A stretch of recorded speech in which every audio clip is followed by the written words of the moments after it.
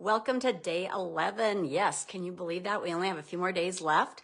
Well, today is something really special because I have a guest speaker and I'm just waiting for her to jump on here. Anyway, I would like to know what you guys are thinking of this journey. Here she is. I'm going to add her. And hopefully she'll jump on here in a minute. It says it's adding. Yay! We did it. I'm here. You're here. Yes. So anyway, I would just want to give them a little information about you today. So Emily and I go back probably, 10 years now or so. I think so. It's been a long time.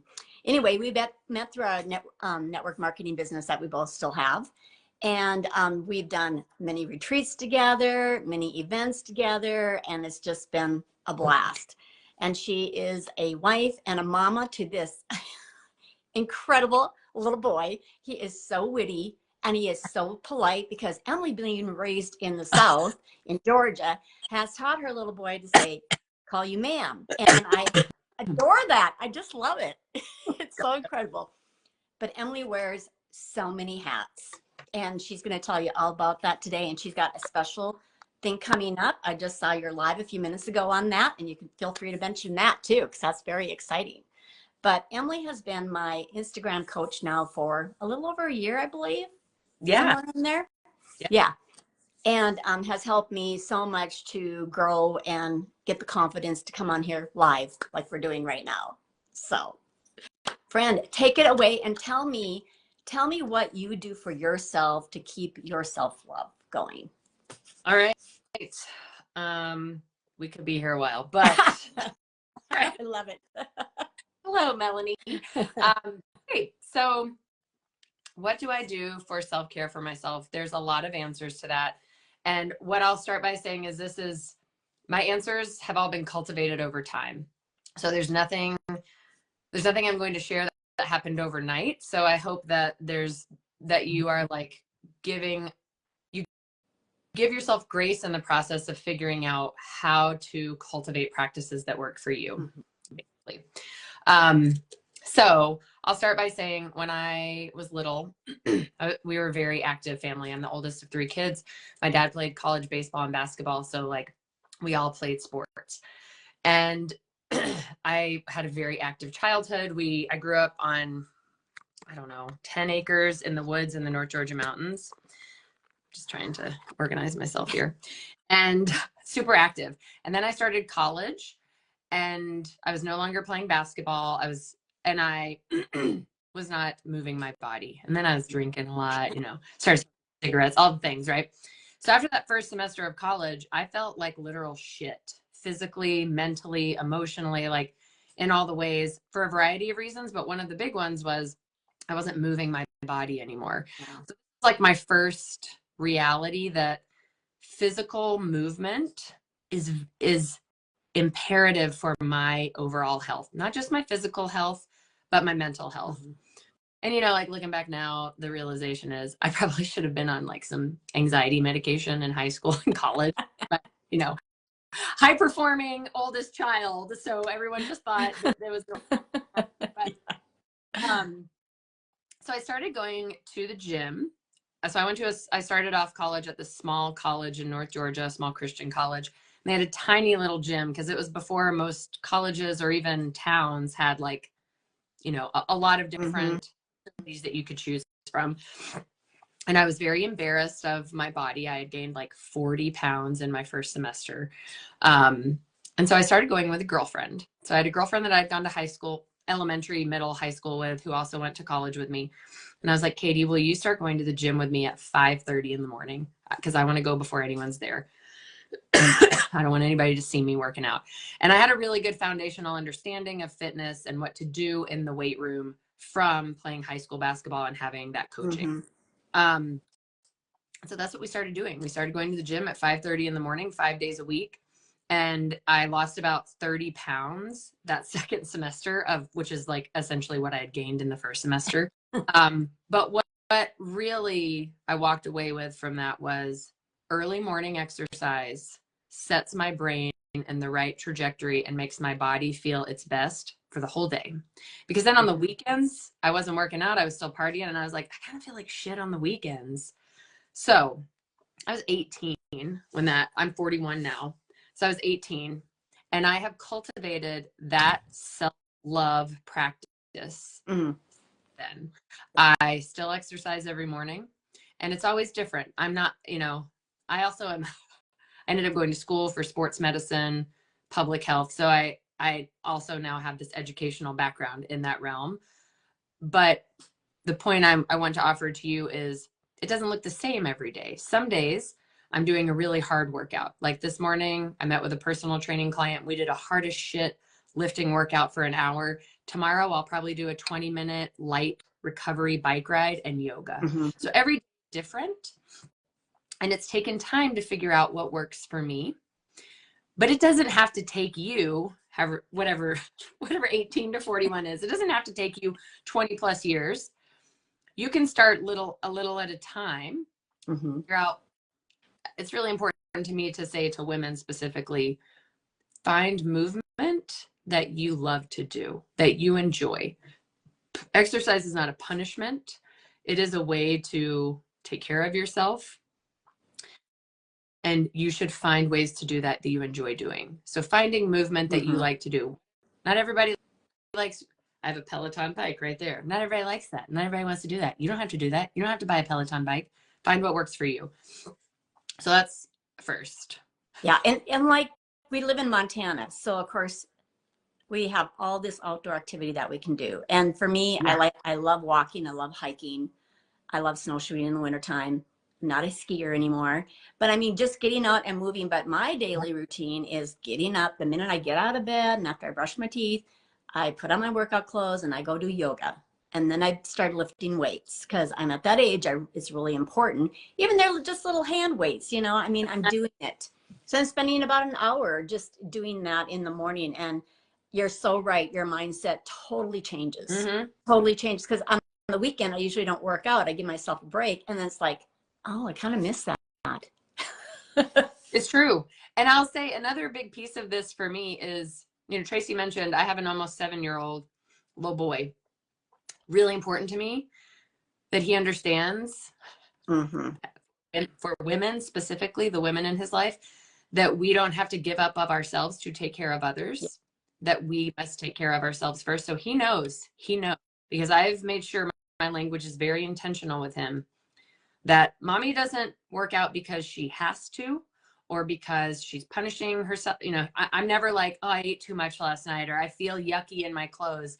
I always say things like, this is how I feel my best and can be the best mommy and can have the most energy to play with you. This is how I take care of myself. Yeah.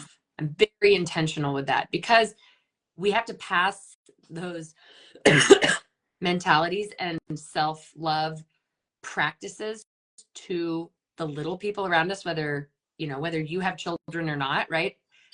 The language is so important. Yeah. And I think that is just as important as, right, how we talk to ourselves is important, and how the words we use to express what it is we're doing to the other people around, whoever it is, communication in general isn't. But, so yes, movement. And just like Tracy said, it's different for everyone. I love getting outside too. I am hella nervous about slipping on the ice. I've had knee surgery once before. Yeah. And I never want to have knee surgery again. So like in the winter, I retreat inside and I do inside. In the summer, you're going to find me on the trails pretty regularly. Yeah. So another thing that's been important for me is the way I eat. I know this, I don't know. I don't know what everyone else has said. I purposefully didn't watch any of the other videos because I didn't want to. No, I didn't want to. You're good. You are good. No one has to address that issue. Yeah. It's not, it's something that we need to take care of ourselves to fuel ourselves the right way. But for everybody, it's different. And I know, because I know your journey with food. Yep. Yeah. So what I would encourage, and again, Tracy knows this about me, but we have forgotten how to listen to how our bodies talk to us. And I will say specifically, I'm actually doing a podcast in this vein tomorrow, about how women are kind of, young women here in the States are kind of brought up societally and within our own individual homes not to trust our desires. No one specifically says don't trust your desires, but no one says you're going to have certain desires, you're going to feel certain ways. I always bring it back to, I'm going there, Tracy. I always bring it back to sex ed. Like, truly, if you think back to that very formative time in middle school when sex ed normally happens, Right. and there's all this conversation for little boys about you're going to have wet dreams and you're going to wake up with a heart on and all this is normal and you're going to touch yourself. No one ever says, nope, of those classes to little girls, you are also going to feel some things. It will also feel good if you touch yourself, and that's normal. Instead, we start with the slut shaming pretty young. Yep. And so because of that, women are not taught to trust themselves and how their body feels and the things that their body tries to tell them. And I think our intuition speaks, each person's intuition speaks to them differently. Some people hear a voice, some people have feelings, like I get a gut, I get a feeling in my gut or like in my throat. It's kind of how my intuition speaks to me. But what we eat, also our body can give us feedback about. And if we're not in tune to listening to our bodies, which takes time, it's nothing to shame yourself about if you're like, I don't even know how to do that. But it's taken me time, years, to cultivate that relationship with myself so that when I eat certain foods and I start to feel shit, whether I feel bloated or I immediately feel lethargic or I get a little congested, then I make a note. That's not something I want to eat again because I don't feel good. I like physically don't feel good. And I know when I physically don't feel good, it impacts my mental health. It's all like directly, totally connected. So I'm very intentional about what I eat. And, sometimes people are rude about that. Like, you go out to eat and sometimes, I'll order whatever foods I order without the things I don't want. And sometimes it makes people uncomfortable. Like, oh, are you really asking for that without that? So another like self-care suggestion is you do what you need to do for yourself and you set boundaries, because boundaries that take care of you are for you. And if someone else is uncomfortable based off the boundaries you set for the protection of yourself, that is not your problem. That's not on you. Although we're kind of taught, oh my God, like I shouldn't make other people uncomfortable. No. It's 2025. You're not in charge of how anyone else feels. Like that's on them. It's their feelings. Right. I mean, if you're an asshole to them, that's a different story. But you have set boundaries for yourself that take care of you, and that makes other people uncomfortable. You can let that go. You're not in charge of fixing that. You can't fix that. That's somebody else's issue. So I have just learned, for the most part, I'm not perfect at this, please, but I do my best to set boundaries that I hold to take care of myself. And if it makes other people uncomfortable, that's on them to figure it out. Why does it make them comfortable? Yeah, we actually did a tapping session on listening to your body. And, it was interesting because when I was planning all this out of what we were going to tap on, it was like, I have to put something in there about your body because it's so important that we learn to listen to our body, not just with food, but with our gut instincts about things. I mean, how we're feeling about ourselves, all of it. And so after we did that, it was kind of like, I think some people felt like, oh, this all makes sense. Yeah. We need to love ourselves. We need to listen to our body. And it's just one of those things with thought of our self-care. And it takes so much time. So like, again, kind of how I started, give yourself grace in this process, because you've spent however many years on this planet not knowing how to listen to yourself, not knowing how to set boundaries, not knowing how to be selfish. I mean, I also feel very strongly that, we're always like, self-care isn't selfish. No, self-care is selfish, and it should be, because if you don't take care of yourself, how can you do anything that is of benefit or in service to, or whatever it is you do to for anyone else? I'm very much a proponent of, oh my gosh, where's the book? Now I want to find the book and show it to you. I can't remember the name of it. Oh, I can't find it over there, but it's called Rest is Resistance. And in like the first chapter or two, it's written by a Black woman. It's actually, everyone should, it's called Rest is Resistance. And the Instagram page that she has, the movement, is called the Nap Ministry. But she talks in the first, like somewhere in the first chapter or two, about how everyone in society talks about fill your cup so you can pour out into others, you know, fill your cup so you can fill the cups of others. And she's like, basically, I'm paraphrasing, she's basically like, no more of that bullshit. You fill your cup for yourself. You fill your cup for yourself, end of story. Yeah. And the overflow is also for you, not for anyone else. The overflow of your cup is for you. And when you do that, you can then help others figure out how to fill their own cup from their own source and have the overflow for themselves as well. None of this, I overflow myself and give it away. No, no. If your cup overflows, you keep that for yourself. Yeah. I think that's a really important distinction. We're always like, how do I fill my cup up so I can, no. Your cup is full. You've taken care of yourself in selfish ways that need to happen. Yes. And then you can empower others, hold space for others, whatever the situation is, educate others in ways that they can fill from their own source that makes sense to them, so that they have an overflow for themselves as well. I love that. I love that. That sounds like a great book. I'm going to have to get that one. So yeah. Good. Wow. And Lord knows we've read lots of books. We have books. This one is definitely not one we would have read in our bind. I mean, we might have read it within our team, right, but not as a, but I think there's so much there.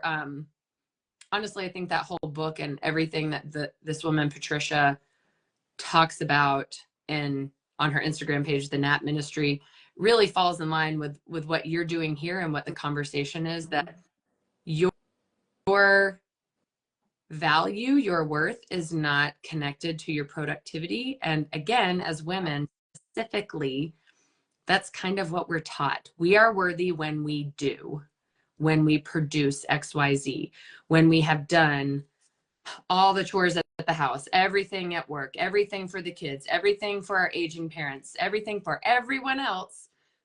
Now we are worthy, and we are completely depleted individually. Right. So I think there's so much about, yeah, I'll find the link for the book, okay, and send it to you.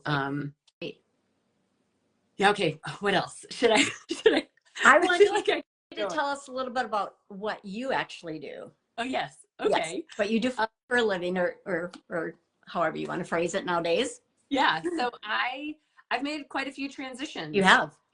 In my professional world. So as I mentioned, I have a bachelor's in athletic training. I have a master's in community health. And I guess I don't technically do that. I'm a personal trainer, but what I am the founder of Instagram Growth Lab, which is so I'm an Instagram and business growth coach. And within Instagram Growth Lab, I teach women business owners how to strategically use Instagram as a piece of the growth of their business. No matter what kind of business you have, whether it's a product-based or service-based business, it doesn't matter. The goal is to teach you as business owners that what you do is not unique at all. That like what Tracy does is not unique, and what I do is not unique, but the way that we do it is. And that is the unique selling proposition that each of us has. And if we show up to promote and market ourselves like the 10,000 other people that do EFT tapping and the 50,000 other people that do Instagram coaching, we fall to the wayside. Nobody even knows we exist except for the people that know we exist. And there's no business, because we're trying to replicate what somebody else did from their authentic place of being. So my goal is to teach women how to again, like Tracy's a great example. There are other people that offer EFT tapping. It is becoming more popular. More people know about it. There are more practitioners out there that are incorporating it into all sorts of different therapies and whatnot. But the way Tracy does it is different than how anyone else does it. And that's why people work with Tracy. That's why you are all here and not in a different space with someone else who does EFT tapping. So Instagram Growth Lab is how I work with most of my clients. I also work one-on-one. But what I have coming up, what I'm like so excited about, is an in-person retreat for women business owners. And, you know, Tracy mentioned we have done lots of retreats and conferences together. We've attended them. We've hosted them. Going to retreats is one of the most self-filling things I do for myself. I literally just can, it's like one of the things I look forward to the most. And I haven't hosted or been to a retreat, I don't know, since the last one we did, which was, what was that, October of 2022? I think it was 22. Yeah. Yeah. Holy cow. So it's been a while. Feels like it's been way longer than that. But so I, myself and another woman that I collaborate with in business are hosting a retreat for women business owners in May in North Georgia, right on a lake in the middle of springtime blooming. The location is as serene as you imagine it is. There's a hot tub. We're right on the lake, and there's a dock, and there's all sorts of lake toys. And the water will still be kind of chilly, but you can swim in it while we are there. We're going to make all our own food. More to come on that. Like, as a part of learning self-care as business owners, like a lot of times we put ourselves as business owners, I mean, in general, everyone, but especially when we're running our own businesses, we're like, I'm going to grab food here and here, and I got to be quick because I got to do all these other things. So the goal is that you attend this retreat to grow your business acumen, right? Your business skills, your how to promote yourself, how to become a better salesperson, how to know your brand voice, how to market and promote yourself, how to use the consumer journey to guide people from where they are to where they want to be with you. But the goal is also to teach you how to not just take care of the health of your business, but the health of yourself. So how to like have time for movement. So we're going to start each morning. I'm going to be guiding exercise routines that match everyone's needs. Oh, come on. Emily can kick your ass too. She did it to me. That's true. I can kick your ass. But also don't let that scare you if you're like, I want to come and I don't. Exactly. She'll be gentle on you, I promise. Teach you that, like, while you're taking care of everything else, including your business, you also have to take care of yourself. And I'm super excited. So the retreat there are 7 spots left. I'll also make sure Tracy gets, actually, I think I can comment in here. I'm going to see if I can drop. When we're done here, Emily, if you want to just leave anything in here in this group, like all your contact information, whatever it is, anything about the retreat, please feel free to do it. The name of that book, whatever. Okay. We'd love to have that information from you. I'll put all that in there. So 7 spots are left. And this is an opportunity, whether you are already in business or you're like, I want to start a business and I need the structure. I need to understand what it's going to look like. So wherever you are, because we're going to be doing some pre-retreat calls to get everyone aligned. So you're going to be very organized. And then also you'll be able to show up and relax while you are absorbing. And that's the goal, that you're going to absorb lots of information, but that you can also be very prepared so you can just absorb. Be there, be in action with us, but also absorb, and create connection with the other women. So when you said pre-calls, so you're actually taking your group, once you fill up, you're going to take your group and then start doing some work with them a little bit before the actual retreat. Oh, wow. That's incredible. Yeah.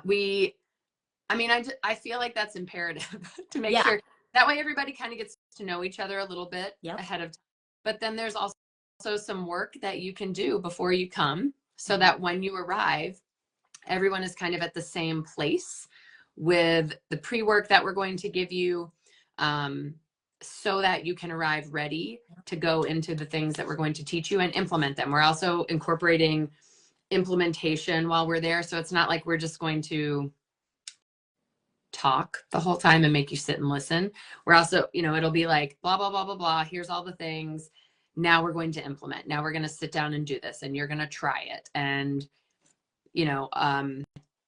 lots of that happening, lots of actually doing, not just sitting and listening. Yeah, I'm so excited. I just, is it May already? I mean, honestly, is it already? I'm so tired.